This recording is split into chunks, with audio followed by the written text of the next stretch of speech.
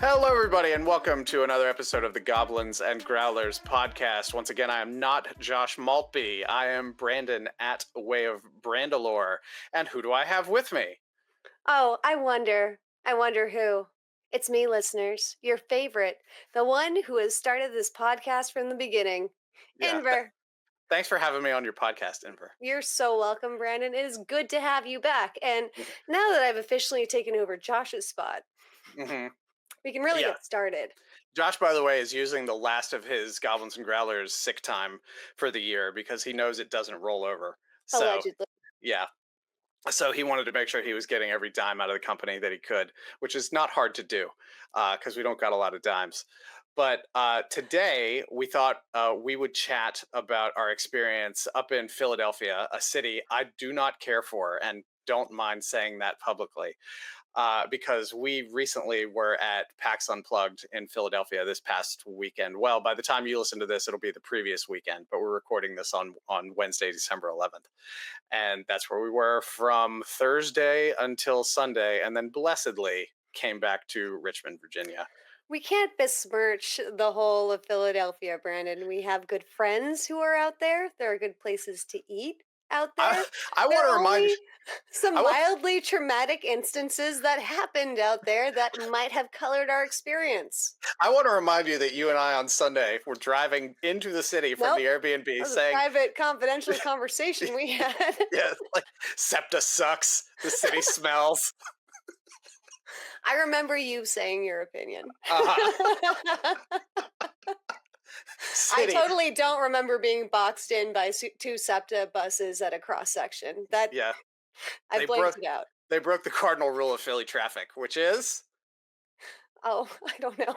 You don't tell block me. don't block Don't the block box. the box. Oh, that's right. We were gonna make heckin' t-shirts of it. Yeah. Oh, But yeah, so we went to PAX last year for the first time and then went back this time. And I like, for me, it was a markedly different experience than it was last year. I don't know how it felt to you. it was nice coming in as someone who had met a couple of faces before because we Hmm. could start with conversations that weren't just like, "Who are you? What do you do?" and kind of proceed to something a little more substantial. That that said, I think there's always like of all the PAXs, PAX Unplugged is the one that has, I think, the least amount of mixers. Hmm. Not to say that there weren't any, but it tends to be kind of a more laid back, chill con to go to. Everyone just kind of hoards into one hotel at the end of it and chats with each other until the night is over. Yeah. Imagine a board game con being really chill. uh, With the but exception of any board game drama, of which I'm sure there's plenty, of which we're blissfully uninvolved in at this oh moment. yeah, yeah. You know those board gamers always getting at each other's business with the drama and everything like that. But yeah, we went last year. We were invited to attend to do some networking, and then this year we invited ourselves to do some networking. And yeah, like having on the strength of a lot of those introductions and just generally like getting the vibe of it from last year, we were able to do sort of a lot of independent action, catch up with folks who we've met on various con circuits over the last couple of years. It ended up being really fun, and it's funny because if you watched any of the Patreon videos that we did for like day 0, day 1, day 2, like our recaps and everything, We didn't really Patreon. do a day 3, did we? I honest to God, I told Josh I was going to do it day 3, probably on Monday, and then I was just too tired. I just didn't do it. And because at that point it's like, well, we're just going to record this on Wednesday, so that can almost be our day 3 at that There, point.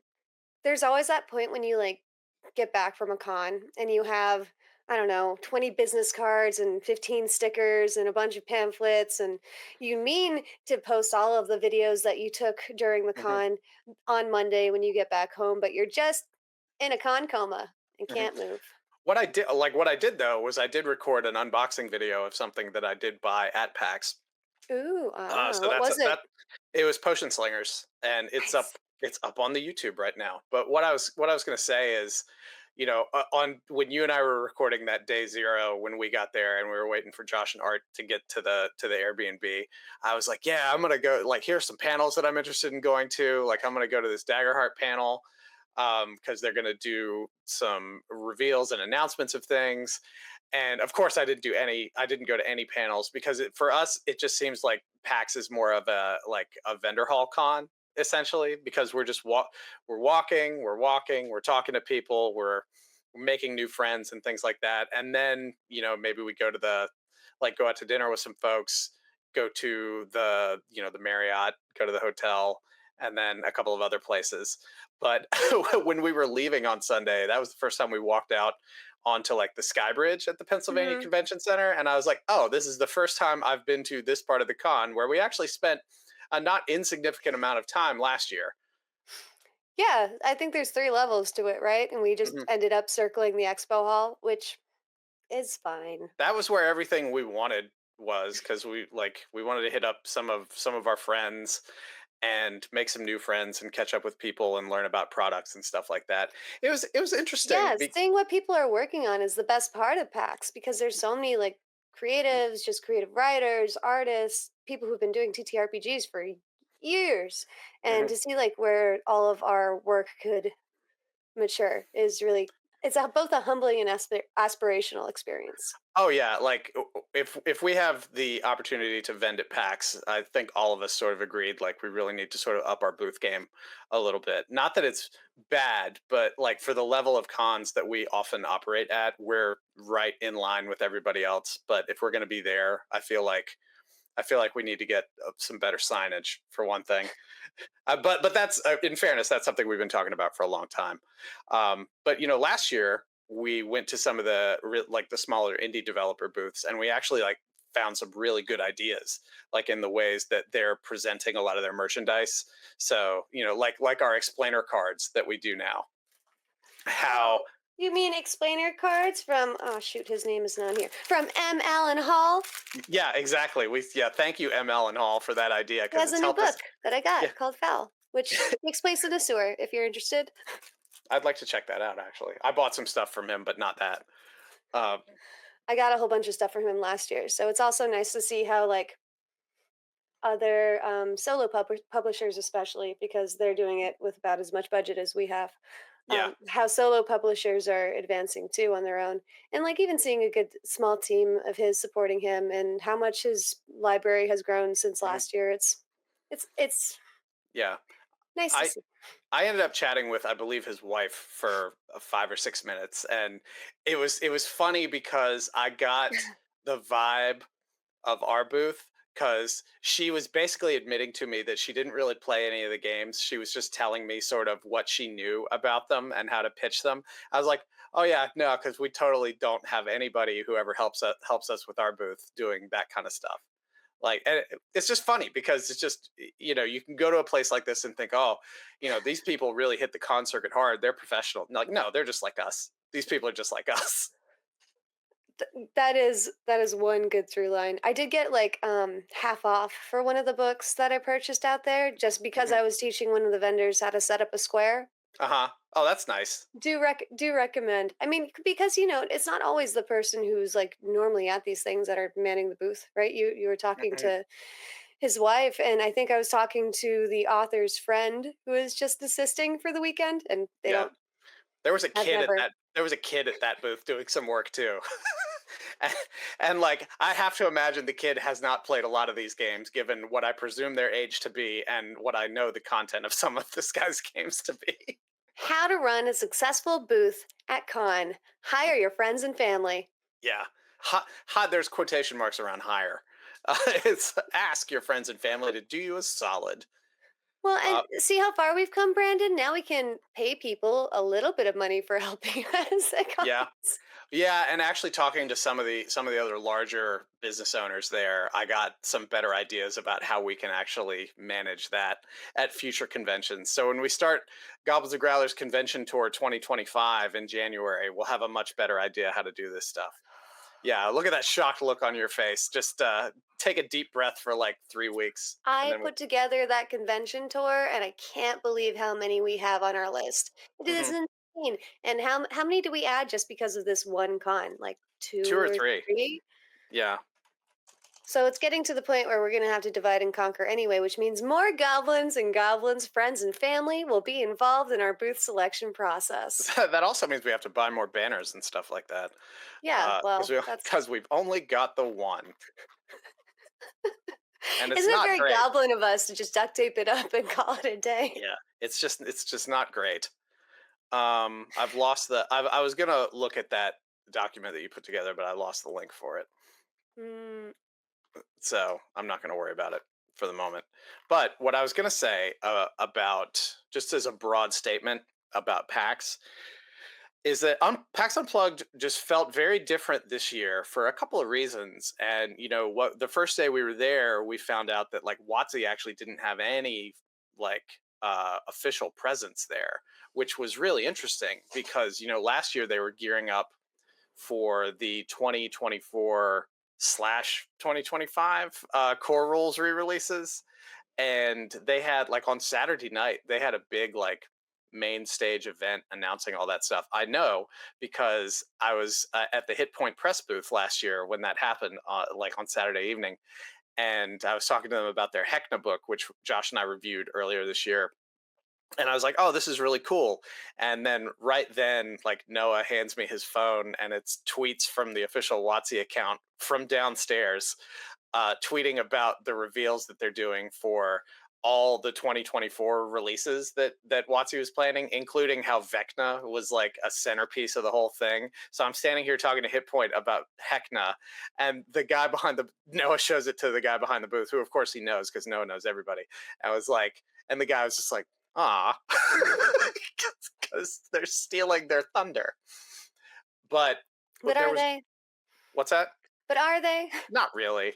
But, they clearly built Heckna as a play on Vecna, and it gets completely overshadowed by Vecna being the centerpiece of the narrative through line of the 2024 WotC books. I think there's also the pollution of Stranger Things interpretation of Vecna as well, which is now Yeah, making it into the social zeitgeist. So maybe their cold, yeah, undead grasp on the IP isn't as strong as we think it yeah. is. I will say now that I'm thinking about it, if you haven't checked out Heckna, check out Heckna from Hit Point Press because it's a really cool, almost slightly Ravenlofty thing that's maybe a bit more comedic. It's like that one Domain of Dread in the Ravenloft anthology book that came out a couple years ago that's set in a carnival, but it's an entire campaign for that. It's really fun. But there's nothing like that from WotC this year. WotC wasn't even there. There were no big announcements from WotC. Why do you think And that is? I think a couple reasons. I think it's like that for a couple reasons. One, they don't really have anything major to talk about for 2025 because for 2024 We're not they talking were about the monster manual? well We already they talked about that last year. they were all jazzed up to talk because 2024 was the 50th anniversary year, and they really had to make a big splash for that. And like now it's like they don't have anything major, like looking at the 2025 release schedule, which I Well, what don't have about it. all the Vecna content we were promised? Well, like what I was going to say was like I don't have the 2025 release schedule in front of me right now, but just from what I remember, like maybe the things that and maybe this is telling that this is what's sticking out in my mind. The biggest things were like the I think it was a new Forgotten Realms like 2 book set that was coming out, and they weren't coming out at the same time. They're coming out a couple months apart. That deals with not the Sword Coast, which is actually kind of a big deal for WotC to be getting back into Forgotten Realms and not just focusing 100% on the Sword Coast. So that's cool. But yeah, there's no big marquee Isn't thing coming Forgotten up. Realms their most popular IP, though? It is, but but that's Baldur's Gate, Sword Coast, everything's like Baldur's Gate has become like weighted everything to the Sword Coast. But the new books are going to deal with stuff in the Dale Lands and a couple of Oh, other cool. parts of it. So, and that's kind of like that. I had a long campaign in the 90s that was in the Dale Lands, and so I appreciate it very much that they're getting to some other places there. But anyway, what I was saying is there's just really nothing that's just a blaring siren of, man, I got to buy this from WotC in 2025. And I feel like there's a lot of that just sort of all around from tabletop people as well, because like Cobalt Press didn't have a presence there. They didn't even have a booth Like, I can understand WotC not having a booth because WotC doesn't need one. But, Hmm. Cobalt Press last year had a very large booth, but that was also when they were just really pushing Tales of the Valiant. Now Tales of the Valiant's out, and you got to think that maybe like the audience going to PAX Unplugged for TTRPG already knows about it. Maybe there's not enough of a return on the investment of going there and setting up that booth, paying for the space, paying for the staff, and everything. So it was, and now that I think about it, I Or can't. sponsorship, I suppose, if you're at WotC level. Yeah, exactly. And now that I think about it, I didn't. I literally just thought of this. I didn't see Paizo there at all either. I don't remember seeing the Paizo Golem, and there were large Paizo Golems last year. I could be wrong. Nobody call me out if I'm wrong about that. If you are at PAX Unplugged and these conspiracy theories are unfounded, go Yeah, ahead and join our Discord and tell us why. yeah. If I'm a liar and you can prove it, then join the conversation on our Discord at bit.ly/Goblin Discord. Be sure to tag in Brandon at Way of Brandalore. Yeah, at Way of Brandalore or at Master of Dungeon Administration. You can find me in multiple places. But but yeah, so Cobalt But wasn't sounds like a bigger trend then. Maybe it's yeah. tapering back of TTRPG interest. Well, interest or like it's either interest or it's cost, and I think it's probably cost. And before we get on to that train, I'll also say, like, I went to the Hit Point Press booth this year, and they had a large booth. They had one of those big, like, giant square spaces, but it looks Hmm. like they sublet the back part of it to Alchemy, VTT, but they had a huge space of their own. And I remember, yeah, because I remember we were over there talking to Alchemy, and I left you to go look at Hit Point, and I had not paid attention over the year to see if they had any interesting marquee stuff coming out, and it turns out they didn't. They had a couple of new Humblewood adventures, like smaller adventure books coming out, like that had come out, and they had set up there, like they had one side set up for Humblewood, and then they had some stuff on the front, and then it's almost like they had sort of their third party and licensed stuff on the left side, like that, like really weird, like Hieronymus Bosch style, like space spider game that I showed you. Hmm. But um, they had like they had the little owl statue there to draw attention, and under it there were some small like cardstock flyers that were promoting the Kickstarter for the next Humblewood campaign book, which is like Beyond the Canopy, which looks like it's taking place inside in like more of a jungle territory rather than a forest territory. I will admit to not knowing too much about it, but that Kickstarter doesn't launch until April 8th. So it was almost like sort of a sound and fury signifying nothing kind of booth presence there for Hit Point Press, because they were there and they had a lot of stuff and there were people at the booth, but there was nothing new that was making me be like, oh, cool, I got to pick this up and look through it, just because their next big thing isn't even kickstarting until April of 2025, which means probably the very earliest we could expect it would be PAX Unplugged 2025, which is actually in November next year rather than December. So I think we may have some Maybe. early we'll have some early like proof copies of Right. Beyond the Canopy, but it probably won't come out until like Nothing formalized until 2026, perhaps. So maybe probably. it's just maybe everyone's inspiration is just on the same cycle and they're Mhm. all spinning up new projects before PAX got Yeah. kicked off. Well, maybe and Not that maybe they anyone should plan their product cycle around cons, but I suppose it's a no. big opportunity for you to build the brand. So Yeah, and like I will admit that I'm coming at this with a certain amount of ignorance because I'm speaking in a vacuum. But I think maybe it was acknowledged that like WotC was maybe taking a little bit of the air out of everything in mm, 2024 with all the stuff they had going on. But then I would have tried to use 2024 as a prep year to get stuff ready for 2025, like after the Monster Manual comes out in February. And there's almost some more breathing room for everybody else in the tabletop space. based on the conversations you had out there with folks, are you seeing a shift from the D&D system to something else now? Is there like a new consensus? Are we kind of in a limbo where I don't know, the new changes from the 2024 editions kind of were okay.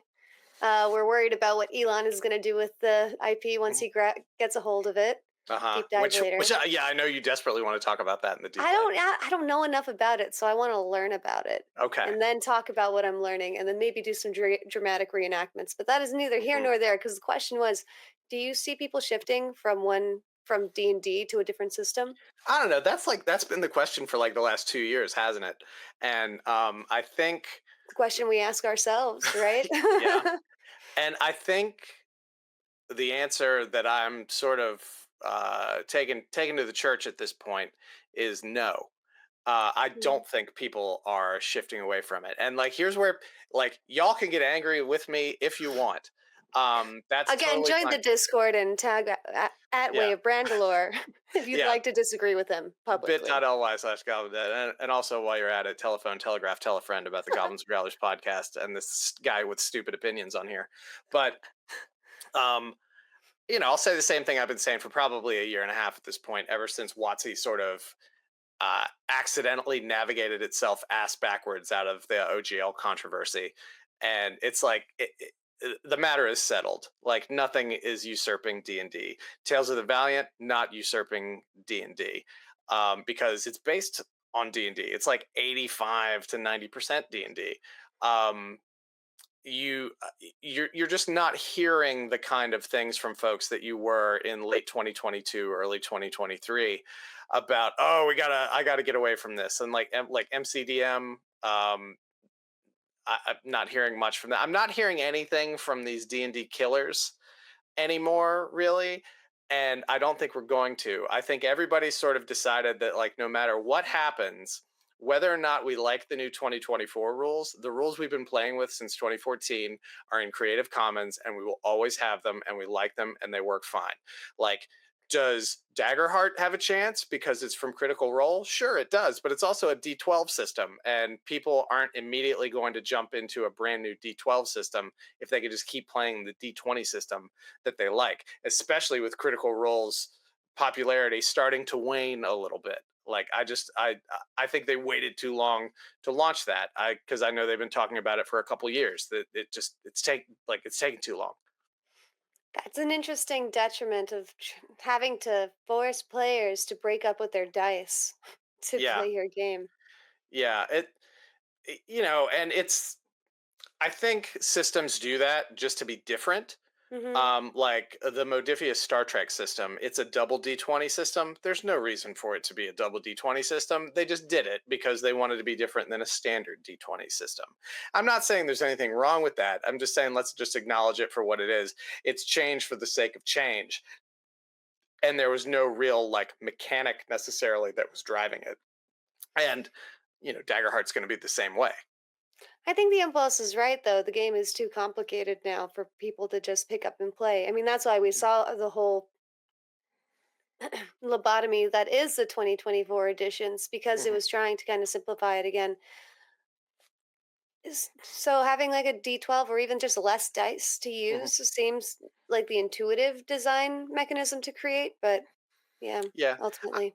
I We'll have to mean, try it sometime. I think we yeah. should give it a fair shot. Yeah, I mean, yeah, I'm not trying to like prematurely shit on it or anything like that. It's just like I immediately am skeptical of things put out by popular people. Immediately I'm like, oh, okay, well, like Matt Mercer sees a way to make a dollar here, so that's what this is. And I could be wrong. It's perhaps some have accused me of being cynical in the past, so maybe that's what it is. But like getting back to sort of the core of your point, I don't think I th- I think it's the wrong question. I don't think it's necessarily a reaction against D&D or anything like that. I think it's just Mm. people are now willing to explore more things in addition to it. I think D&D, specifically fifth edition and fifth edition derivatives, is always going to be it's going to be the backbone of this hobby until the singularity past which I cannot see. But that doesn't mean that there isn't room for these smaller indie systems that you can pick up for $10 or $15 that maybe run on like a double D6 system or a triple D6 system or something like that. Something that's just really easy to pick up and play. Anything with a minimal barrier to entry Hmm. is, it's not going to be a competitor to D&D, but it's going to be a complement to D&D. For when you can't get your whole party together, or nobody really feels just like getting into a full session of D&D that might last 3 or 4 hours. Maybe you just want to play a quick game that you picked up, sort of an ash can copy at a small vendor's booth at like a PAX Unplugged, or like a oh, I don't know, what are some other, like a Gen Con or something like that. Just something that you wouldn't have been exposed to outside of sort of this marketplace of alternative tabletop vendors. And maybe like Morkborg is an exception there, right? Because it's become so popular within the niche of tabletop right now, and there are so many variations on it, and everybody seems to be just jonesing for it. But it's also never going to be a competitor to D&D. Like there will never be a competitor to D&D. It's solidified its place in the market, and its marketing is behind it. It will be perpetual. It will grow. It will change. People will get mad at it, then they'll forgive it. But I don't think it's ever going away. So that's why I think that's the wrong question. I think people are hungry for new things. I think people are hungry for different experiences, like more collaborative games, more storytelling games, less dice and combat heavy games. Like, all these games exist on the spectrum, from like a 1972 war game that eventually grew into what is like the Quiet Year or something, like from your crunchy wargaming to your really narrative storytelling games. And D&D is on more on the wargaming side of that, and I think people want to explore more of the storytelling side, especially as the foundational audience of the hobby has sort of grown and Hmm. changed over the last 10 years. There are a lot of different people who play this now than they did 15, 20 years ago. So they want different stuff. But to, I guess, reiterate my point for about the thousandth time in 10 minutes, D&D is not going anywhere. It's just, there's just other stuff that is reflecting, much like the moon reflects the sunlight back on the earth. These smaller indie games are getting some of the shine off of D&D, bringing people into the hobby, and they're taking advantage of it. I don't know, Brandon. Sure Yeah. does seem like the trajectory is headed downwards. And the longer any company survives, the closer they have to face their own dissolution. I don't know what that's going to look like. Maybe that looks like an Elon shaped comet headed straight for their you headquarters. really you really want to talk about that. You want to Maybe talk it about. looks like a rival company doing a better job than they are and reskinning their product. But I think you are ultimately right. It is difficult for us to pivot away from D&D with the brand notoriety that they've built, with the realms that they've built, how they've gotten us all Yeah, addicted to sets of 6 polyhedral dice. 7, 7 because dice? there's I don't. there's 2d10s. Right, that's right. There are 2d10s. Shit. We use percentiles in D&D, and don't let anyone tell you that any of the dice go neglected. Yeah, I mean, it's Dungeons and Dragons is to the tabletop hobby what the imperial measurement system is to the United States. People may not like it, but it's not going anywhere. There may be better systems out there, but it's not going anywhere. And they're not going to PAX. Who else was at PAX? Who else was at PAX? Is that what you're asking? Yeah, we're going to segue with an illogical one. Yeah. There were I mean, there were lots I'm mainly thinking about like the small publishers, but like 40K was there. Because they had giant Darrington ass. Press was there, of course. Mage Yeah. Hand Press was there. They have a cool book called The Book of Extinction, which we all really liked, Yeah, and talking about extinct monsters within the lore. And Brandon, I think you had a closer conversation with them, but were the players going in to explore what happened to them or try and save them? it's well, all right. So the book, and we'll have like a dedicated episode of this Heck because yeah. Lucas, who It's was who beautiful. Lucas, who was the writer for it, he was the person I talked to at the Mage Hand booth, and we agreed. And I've actually reached out, and we're trying to arrange some scheduling for January to have him on the podcast so we can really like talk about the book. Um, and I've got like a vertical video that I shot that I'm just trying to make time to get uploaded. That's just him giving a quick like 30-second elevator pitch on the game, or on the book rather. But it's just a really cool bestiary that was created with science and ecology consultants, talking about not just like extinct like animals within sort of a D&D kind of sphere, but also like it's got stat blocks for legit extinct animals from history of Earth. I think I And saw a dodo bird on the cover. yeah, there's a dodo bird, there's like mastodons, giant sloths and things like that. But he's like, it's all like as scientifically accurate as we can make it. He It's was so very, cute and heartbreaking at the same yeah. time. And there is an adventure book that goes with it that's called The Last Owlbear. And it's the party either, I think, has to save or capture the last owlbear in existence, depending on which way they take it. But that is those are both available in PDF right now. The book that they had, the Book of Extinction and The Last Owlbear that they had at PAX Unplugged, were thus far the only print copies in the world of those books. Oh, And the the last of actual, their kind. yeah, well, the first of their kind, thankfully. Well, But for the now. the print run will be like March or April, they told me. But we'll have Lucas on before then, and we'll find out everything we can. I promised him I would buy the PDF and read through it, and I haven't done that yet. But it has only been a couple of days.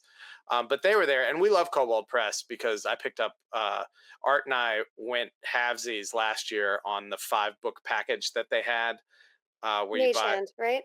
yeah, Mage Hand. And that's where I got like the Taverns and Tankards book, which is how to build adventures around a bar in your game. And there was the Book of Mimics, and it's like, here's how you can get mimics in everything. I appreciate the quirkiness of the stuff that they do there. Our friends at Nomnivore were there. We've done a couple of cons with them, and they're super fun to hang out with. And they have a really good product, which is designed like they have a game that's designed for kids to get them into TTRPGs. Derek, who founded Nomnivore, he's actually a clinical psychologist, so all of his professional influence informs the games that they design. And like Dungeons and Dinos, it's like a neurospicy, dyslexia friendly game. And then they also produce Emberwind, which is a more traditional RPG in sort of the same style as like a D&D or something like that. And they actually have an expansion campaign coming out for that soon as well. And they had all kinds of really cool widgets and tchotchkes and stuff like that. And they were sharing booths because like apparently they're like landlords these days because they get these giant booth spaces and then they rent them out to other companies or get there or partner with them, and then they share with them. And they have a new game called Get Baked, right? Yeah, and it's like, see, because like Josh and Art were the ones who got the demo for it, and I'm waiting for them to like one of them to upload the video to our Google Drive so I can cut it together and What put we it know is somewhere. that it's super cute and done in conjunction with Cookie Brigade. So we hope that Yeah, to check it out when it comes out soon and maybe get Josh's information once he returns to the podcast. yeah, yeah, and like with them being partnered with Cookie Brigade for that too, that means that I believe this is what Derek said, is that every game that they sell, because that game actually hasn't come out yet, they're just sort of promoting it right now, a percentage of it is gonna go to Cookie Brigade charity.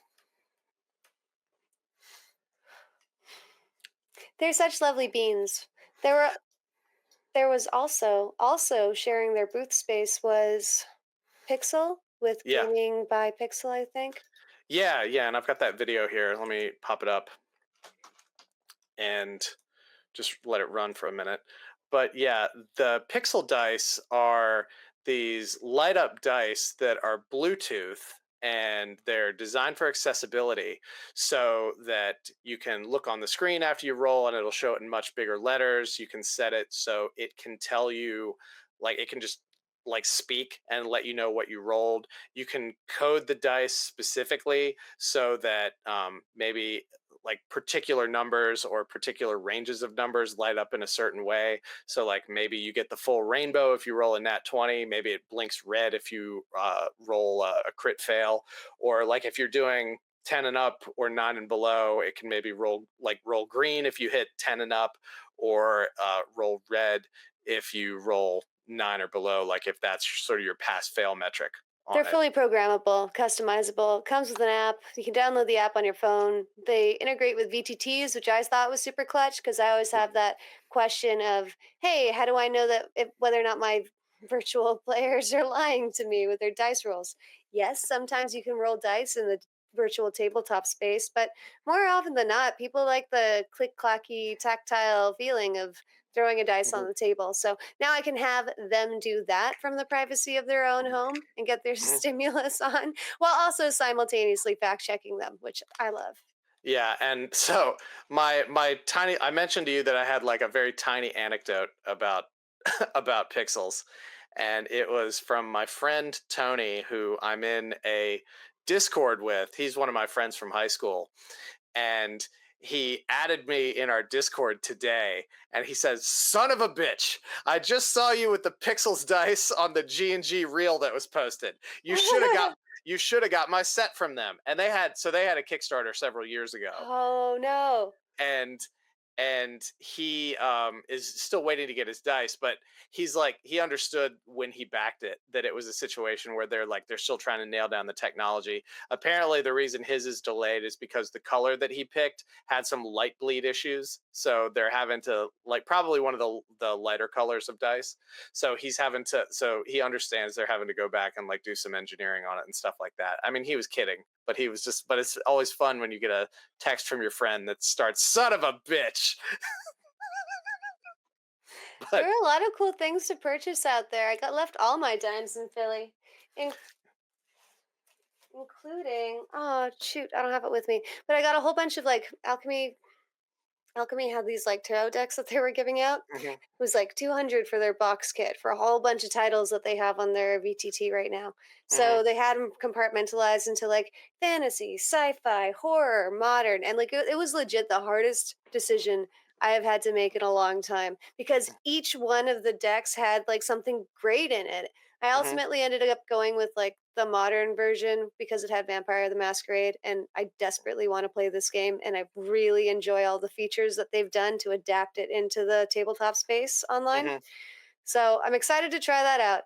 But like with all the things I bought at PAX, I'm ramming my head against the same question of who am I going to play it with? Yeah, yeah. Who I'd play a vampire. I just finished up like a 2.5 year long Vampire the Masquerade game, so I'd definitely play that. you'd play it or run it? I'd play it. I've never run a vampire game, I but need to find a GM. yeah, I'd certainly play one. But Alchemy's interesting because they had like a slightly smaller booth presence this year, and they didn't have as many demos running. At least that's what it looked like.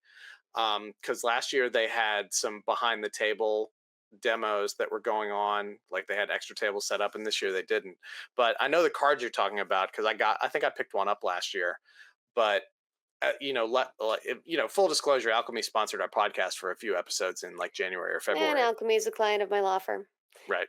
But Um, I love them because they do such cool things with the other publishers in this space. Like they have Hit Point Press in their library now, and mhm, I know that they're working with a lot of other indies to get that kind of content into their tabletop, just so it's not dominated by yeah. wizards. Well, yeah, I mean, that's going to be their differentiator. The thing I was going to say is like, I was really kind of concerned about Alchemy last year after I saw the initial stuff for the Sigil VTT from WotC, because we got to play around with that for a very brief few minutes Yeah, last but that year. was just demoed. It needs like 2 more years before it's stable.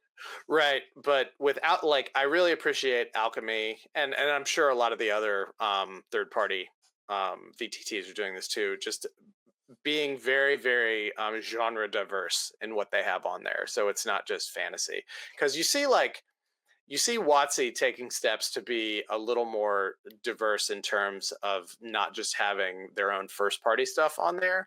Like, they've got Free League Press's Lord of the Rings RPG available on D&D Beyond and stuff now, but Okay. it's still fantasy is fantasy is fantasy. But if they're partnered with Free League, which I believe they have an overall partnership with Free League now, there's going to be a lot more genre oriented stuff on there, probably like, Walking Dead, TTRPG, Blade Runner, things like that, like eating into that Shadowrun demographic. I think. But yeah. Anyway, I'm trying to find my point again. But anyways, yeah, it was I nice to had a see. story about sigil. Is that what we're Okay. calling it? Sigil? Well, see, Josh thinks he was getting trolled when he was at Gen Con talking to two of the higher ups at WotC because one of them kept saying sigil and one of them kept saying sigil. I think it's a hotly contested debate on the internet, so we won't get into it. Join the Discord if you want to join the conversation. Yeah. Instead, I'll tell you my experience playtesting. Not playtesting. See, playing the demo that they had at the last PAX, because I did get to sit down and toy around with the features, Hmm. specifically the dungeon builder feature, which I thought was the coolest. Hmm. Because I am a woman on the internet, I of course play The Sims, and I was asking them a lot of questions about whether or not they had weather integration into this. Can we do a day to night cycle? Oh, why is this platform locked once I Can I place lock it my down? adventuring party in a room with an oven to see how long it takes them to set themselves on fire? Are there pool ladders? And if I remove them, does it cause death? Yeah, it was a really interesting tool. I thought that they had a lot of bells and whistles into on it. What in its development stage, because looking at like all the models, they were super polished. The light sources were working, they're operating off all of the walls. There are things blocked Mhm. out to cast shadows on the terrain. There were like three different areas that you could build in, like a cave or a forest or a mountain, right? And it kind of reminded me of a more advanced tiny glade setup Mhm. in that you couldn't necessarily like draw things, but it had specific treatments that you could do. Like, here's your wood platforms and your stone platforms, and it could have ways for you to like even add things inside the rooms, which Mhm. which is advanced level stuff. I don't expect them to get to that. I expected like a top down dungeon builder, like Mhm. here's the path and here are the rooms you can go to, but Kind this of is like much kind more of of a did you model. did you ever Hmm. play Dungeon Keeper? No. Okay. That was You're a little bit younger than me, so that is understandable, but that came out like when I was in college, I think, and it was very much sort of a top-down dungeon builder game. Hmm. The premise is kind of like you're the guy who has the dungeon and you're trying to build it to kill heroes and stuff, but then once you build it, you can inhabit your minions and navigate through it. See, if I was going to go to a top down dungeon builder, it'd have to be more sophisticated than, I don't know, say using tools on Incarnate, where I'm getting a 2D Right. rendering of a map. Because ultimately, like the top down, that's what it's good for, is navigating the party around Mhm. whatever rooms are planned for the adventure. If I'm doing the 3D model, then I could see that being more heavily used in like a TTRPG space, where then I extract that two-dimensional graphic into maybe a playing Mhm. area where the party can interact with a pre-built map. At least that's the like what 2010 2030 version of D&D, maybe 5 Yeah. years out from now. Yeah. It's just interesting to me when I was watching you last year do that sigil demo. It's like, I we've come. apologize, by the way, for giving that dev team so many questions. I'm so sorry. I know you're trying to make something great. It's but not just look, working out. but just looking at the dungeon building aspect of it, as like, we've come full circle. We're right back to Diablo in 1997 or whenever. Because like anytime I see an isometric perspective dungeon, that's what I think of just by default. I mean, you can rotate this one around though. Yeah, Does yeah. camera positioning matter to you? Is it still Diablo-esque if you can rotate camera? No, it's definitely still a little bit Diablo-esque, and I'm not even necessarily saying that pejoratively because like there's only like isometric perspective is perfect for a lot of this stuff, so it's not like you want to reinvent the wheel or anything, but it's just interesting that how we've got a much more advanced Diablo map maker now, and You that's the VTT. Well, yeah, and VTTs are a thing of their own, right? Because you also can't port it to the table in so far as someone with like a LCD screen embedded into their dinner table Yeah, wouldn't be able to access the features of the isometric design in order to walk their players through it. Now we're back to the yeah, overhead 2D yeah. image. Oh, Maybe animated 2D images. There's a lot of cool map makers that I'm connected to on Patreon. One of them is Crosshead, and they've been doing like moving GIFs for trees and mhm. other features so that they can be impacted by weather dynamics and things of that nature. So, That's cool. You mentioned tables, and that got me thinking about something. So I don't. Oh, oh no. Um, yeah, yeah. So Wormwood was there, folks, and they make the fancy tables, the fancy, very expensive gaming tables for people. And it's just interesting to note that this is like right after they laid off like 50% of their workforce. I'm dying. I'm sorry. I'm It's sorry. I'm okay. dying. I'm not going to cut that out. No, of course. I wouldn't expect you to do any editing on this podcast, Brandon. We are but a entry Yeah, way it's drug into it's live. tabletop. It's live to tape. But yeah, it was just interesting because like several people were talking about that over the course of the weekend. How it's just like, the Wormwood booth over there. They just laid off half the people that work at the company, and they're still here doing this. There was definitely some light shade that I saw being thrown over there. And there were a couple of other like fancy gaming table vendors that were there. And I was just wondering if they were receiving any extra traffic based on that.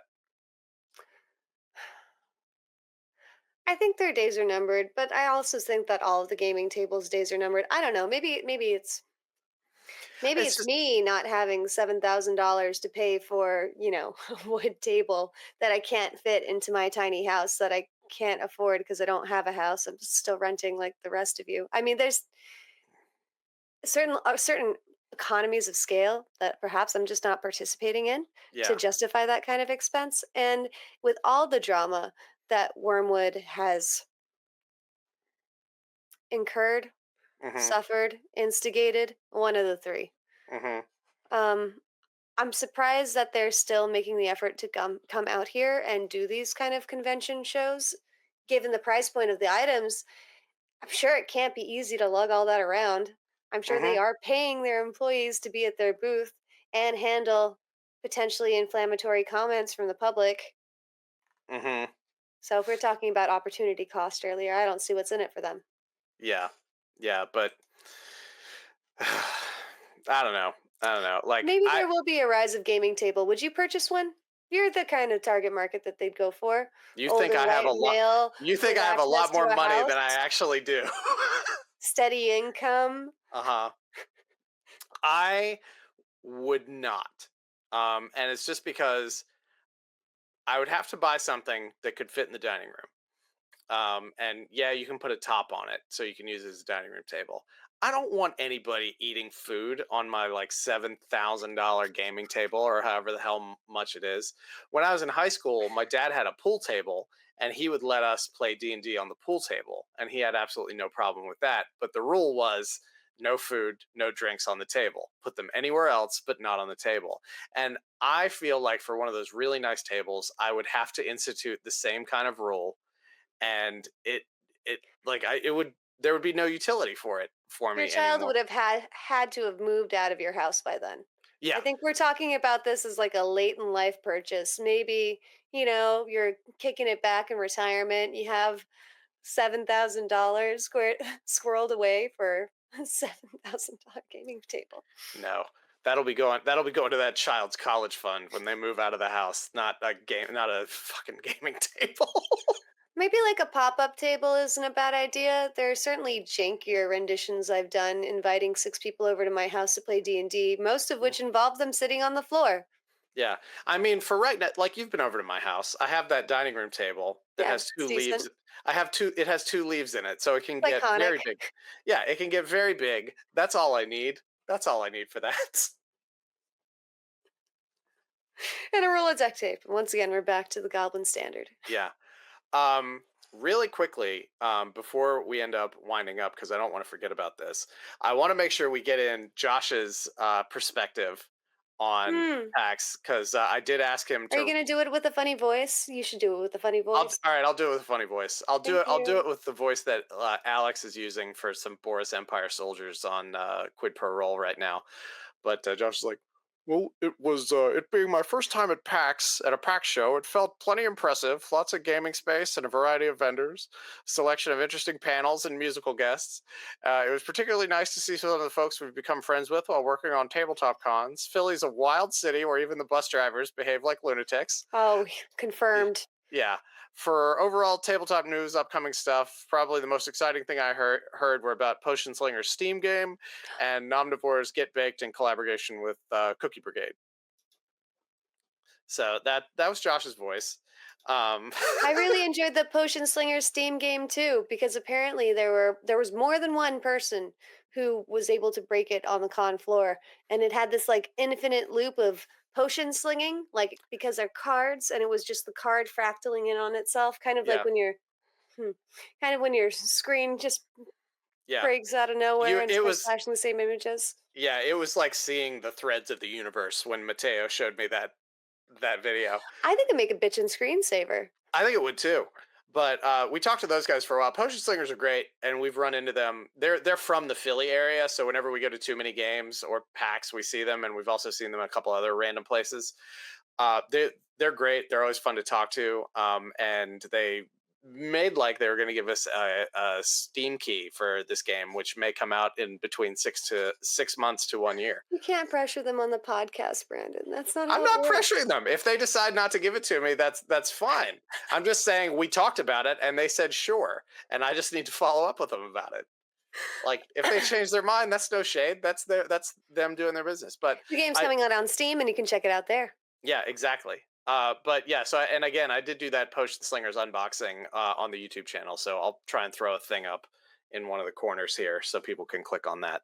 But, like, Um, not sponsored, because we never really are. No, it's not spot. I did pay for it. I paid my own money out of my own pocket for it, and I'm pleased that I did. I when I was talking to Anthony, I was like, "Hey, I'm gonna buy your game because I feel guilty now not buying it because we've engaged a lot over the last couple of years at various conventions, and I still haven't bought your game." And he's like, "Oh man, like I don't deal with that kind of like high pressure sales stuff." And I was like, "That's exactly why I'm giving you $30 for this game because you haven't asked me to buy it." So it was good. Alright, well, there's at least 4 games that we need to play on stream at some point, Brandon, so let's make it a habit to do Mhm. so, perhaps, and then we'll earn those stream keys. Yeah, exactly.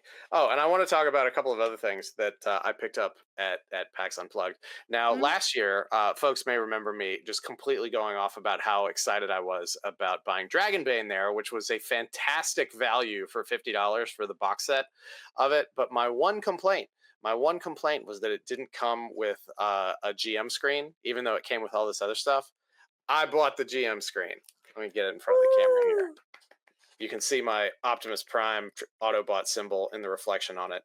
But Mhm. yeah, it was overpriced. I got it from Brandon, 20 it was 24.99 for this. That's a lot of money for just the GM screen. this is an investment in your Yeah. career as a Dragonbane GM.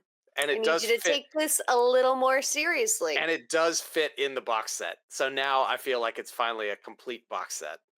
So I'm very excited about that. Um but yeah, like there was a guy like you were with me at the Free League booth when we were over there looking at that, and there was just some random dude who was looking at Dragonbane stuff when we were getting ready to leave, and I was like, "Hey man, I don't work for these guys, but it's a hell of a value, and you should pick it up." He's like, "Oh really? Yeah." It's like, "Okay, all right, sounds good," and then we walked off. So I like to believe that he bought it. The sale that you'll never make commission on, but that grows in your heart. Yeah.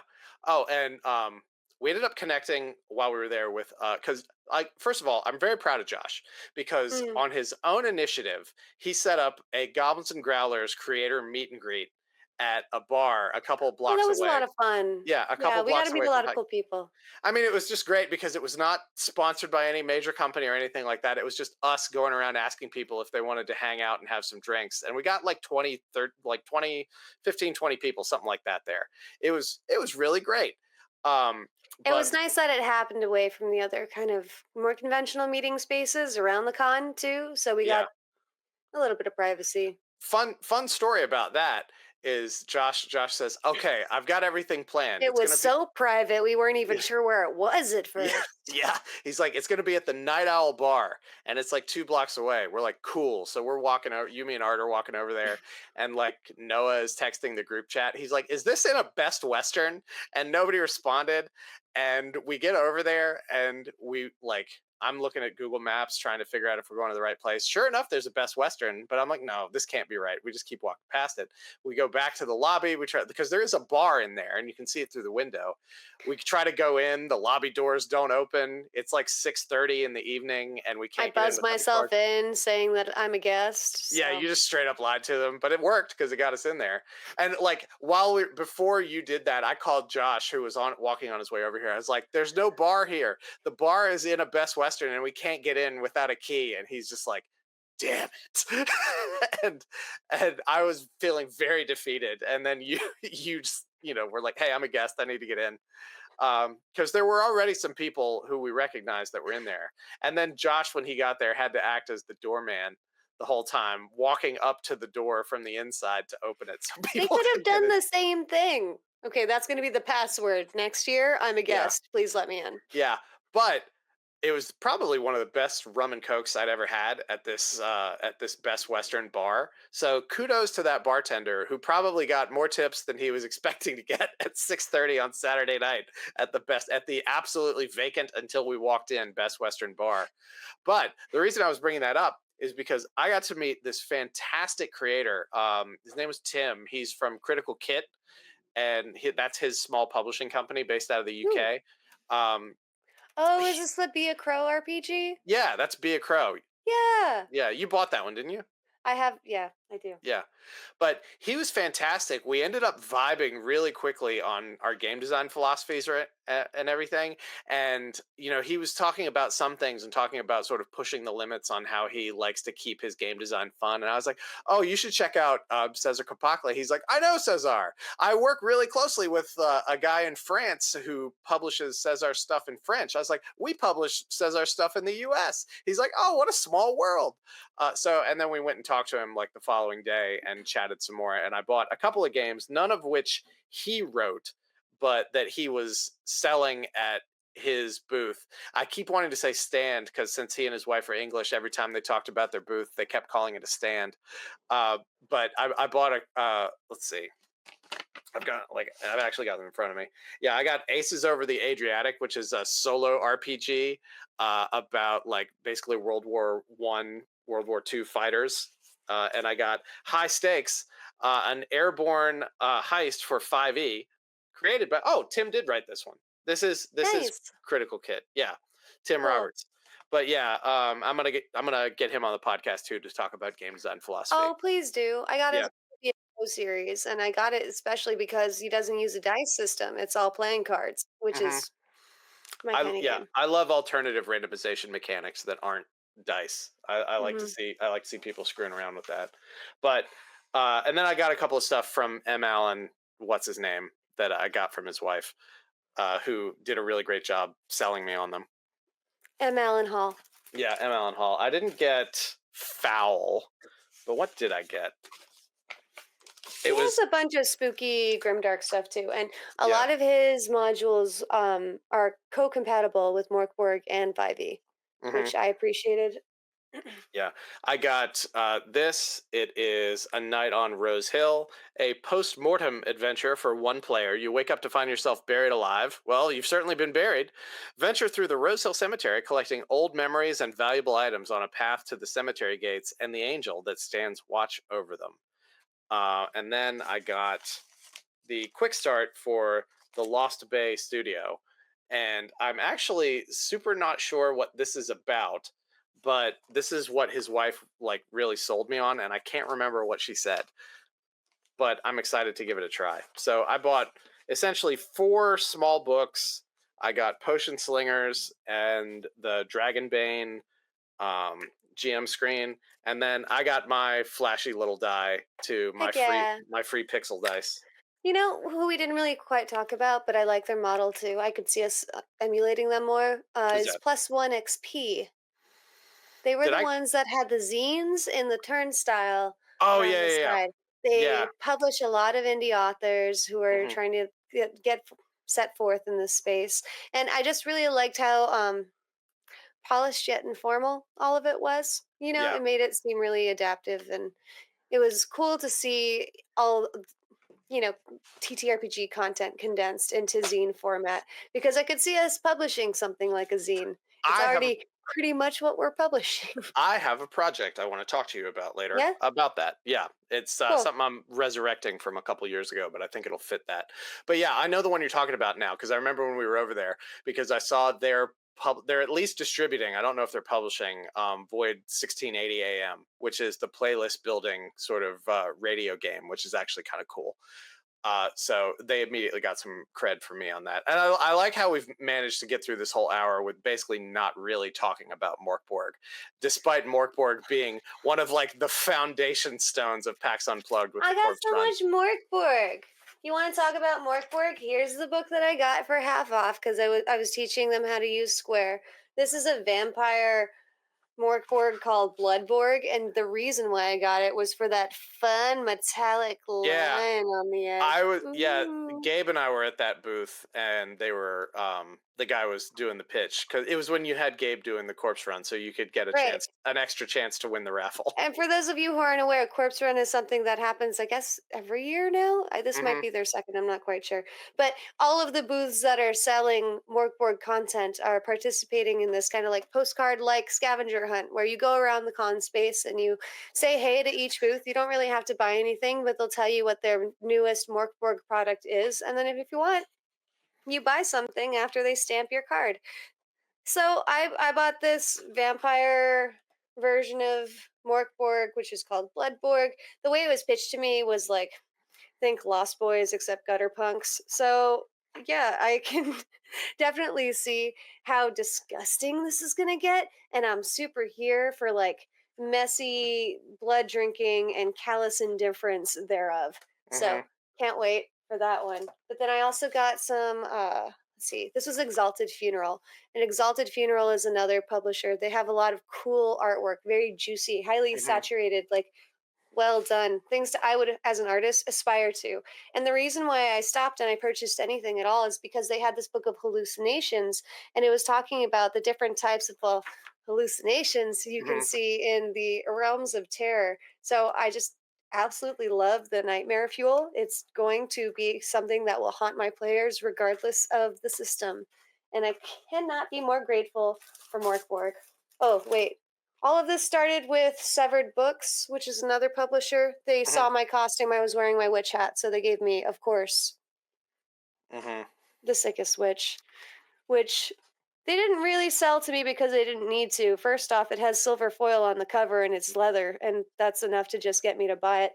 But all of it kind of looks like it's bog witchy, super grimy, like mostly witches in the woods and a haunted hayride at the beginning. I'll have to tell you more once I find someone to play it with me. But it is one of my favorite purchases of the con.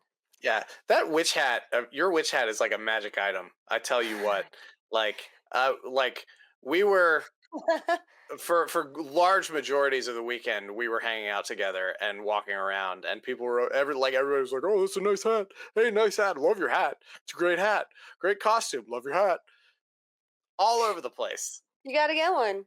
That's Yeah. all I got to say to that. I mean, you Wait. should with cons of this nature. Okay, if I can give one bit of professional advice for people who are looking to get into this space and do more networking and just generally be more recognizable, Hmm.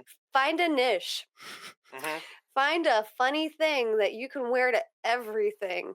Make it iconic and bold, and people can't forget that about you. So now I'm just going to be that person who goes to con with bitch and witch hat, and I could not be happier, right? Like, of all the things I could pick, like a blue blazer, I'm really happy with the witch hat. Yeah, I wonder why you brought that up as an example. I mean, the thing is that most people are meeting like 500 people a day, 50 people an hour, right? It's so difficult to keep up with the names and personalities that you met unless you have like a memorable conversation with them. You're likely not going to be able to remember them the next time you see them. So yeah, Yeah, no, that's true. you could get fun green glasses, like some bold hipster frames. That would be very goblin of you. We need to just go really corporate and just get some green goblin polo shirts for everybody. Absolutely not, I will not wear those. Polos and khakis and your witch See, hat. that doesn't achieve the same purpose. Now you're identifying the group, not yourself. And no one's gonna come by the con floor and look in that polo and be like, cool costume, bro. Yeah. Yeah. So what do we want to talk about at deep dives? Do you want to get into you want to get into the Elon stuff, and then I think we can get in maybe into some of the economic stuff as well. Well, if you want to listen to deep dives, you should go ahead and support us on the Patreon right now. That is patreon.com, Goblins and Growlers, no and, because we can't afford the extra letters. But with your help, maybe one day we'll have enough money to find that lost For password. the cost of one cup of coffee a month, you can help us afford an ampersand or the letters AND. Ooh, premium. Yeah. Yeah, but check out the Patreon. We're back to producing like a lot of regular stuff on there, including the weekly deep dives for GGP. We're putting up original adventures and one-page dungeons again, and then Josh and I are doing a lot of world building and streaming, and then I'm also putting together like content creation blogs, world building blogs, things like that. So it's fun. We're gonna keep experimenting and doing more and different stuff with it. So give us a follow, even a free follow on there, so you can see what's going on. Oh, and you get 3-day early access to the podcast too. Ooh, BT Dubs. ah. So there's that. Follow me on socials at Way of Brandalore, and Josh, I guess, at Black Cloak DM. I think he's finally retired the G&G X account, so you can find him as Black Cloak DM on Blue Sky now.